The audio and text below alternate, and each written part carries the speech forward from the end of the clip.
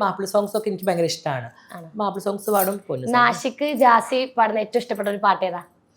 അങ്ങനെയൊന്നുമില്ല. ആഷിക്ക് എൻ്റെ എല്ലാ ഓൾമോസ്റ്റ് ഞങ്ങൾക്ക് രണ്ടുപേർക്കും ഒരേ ഫേവറേറ്റ് സോങ്ങുകൾ കുറച്ചുണ്ട്. അതിൽ ഒരു സഖാവിൻ്റെ കവിത ഉണ്ട്, അത് എനിക്ക് ഭയങ്കര ഇഷ്ടമാണ്. പിന്നെ മാപ്പിള സോങ്സ് എല്ലാം ഒട്ടുമിക്ക എല്ലാം ഇഷ്ടമാണ്. അതെ, ഒരു പാട്ട് പാടിത്തരാമോ? ആ, മാപ്പിള സോങ് പോലെ. ഓ, കൽബിൻ്റെ കോലായിൽ കിനാവിൻ്റെ മെഹറാബിൽ മരുപക്ഷി മദീനത്തെ മദഹ് പാടി, തോരാത്ത മഴയെത്തും മോഹത്തിൻ കന്നാസിൽ മദീനത്തെ നിലാവിൻ്റെ ഒളികൾ ലംഘി, ഓരത്തോടൊഴുകണ അരുവിയും പാടി മദീനത്തെ മലർത്തോപ്പിൽ ഒഴുകാൻ മോഹം.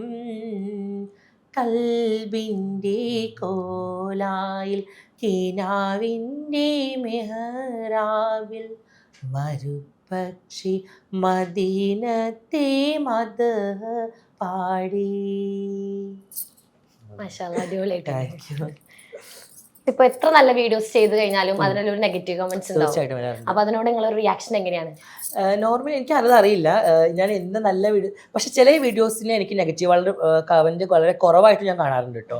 ചില നമ്മൾ എഫേർട്ട് എടുത്ത് ചില നല്ല സിനിമയുടെ സീക്വൻസ് ഒക്കെ നമ്മൾ റീൽസ് ആക്കിയിട്ട് ചെയ്യുന്ന സമയത്ത് അതിൽ വലിയ നെഗറ്റീവ് കമന്റ് ഇട്ടാൽ പോലും ആ നെഗറ്റീവ് കമന്റ് ഇട്ട ആൾക്കാർക്ക് നല്ല ആൾക്കാർ പോയിട്ട് കമന്റ് റിപ്ലൈ കൊടുക്കും. ഇവിടെ നല്ലത് ചെയ്യുമ്പോൾ നല്ലത് അംഗീകരിക്കാൻ പഠിക്കുന്നതൊക്കെ അങ്ങനെ ഞാൻ കാണാറുണ്ട്.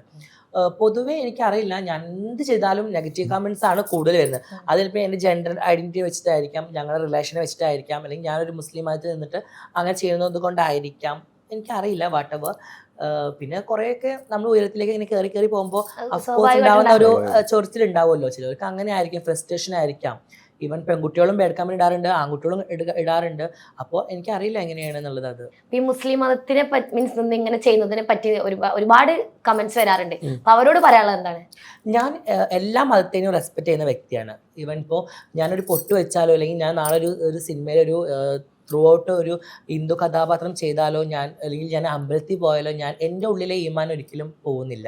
അത് എൻ്റെ ഉള്ളിലാണല്ലോ. ഈമാൻ എന്ന് പറയുന്നത് ഇപ്പോൾ നമ്മളെ പഠിച്ചുകൊണ്ട് നമ്മൾ ചെയ്യുന്ന കാര്യങ്ങൾ നമ്മൾ അറിഞ്ഞാൽ മതി. പിന്നെ നമ്മൾ പ്രൊഫഷൻ ആവുമ്പോൾ നമ്മളെ പ്രൊഫഷനെ നമ്മൾ മെയിൻറ്റെയിൻ ചെയ്യണമെങ്കിൽ നമുക്ക് എല്ലാ കാര്യങ്ങളും ചെയ്യണം. അപ്പോൾ അതുകൊണ്ടാണ് ഇപ്പോൾ എല്ലാവർക്കും സംശയം ഉണ്ടാവും, ജാസി മുസ്ലിം അല്ലേ, അപ്പോൾ തട്ടിട്ട് വന്നൂടെ, എന്തിനാ പൊട്ട് വെച്ചത് എന്നൊക്കെ കുറേ ആൾക്കാർ ക്വസ്റ്റ്യൻസ് ഉണ്ടാവും. അത് ഞാനൊരു കോസ്റ്റ്യൂം എൻ്റെ മൈൻഡിൽ ഉണ്ടാകുന്ന സമയത്ത് ഞാൻ അത് കാൽക്കുലേറ്റ് ചെയ്യാറുണ്ട്.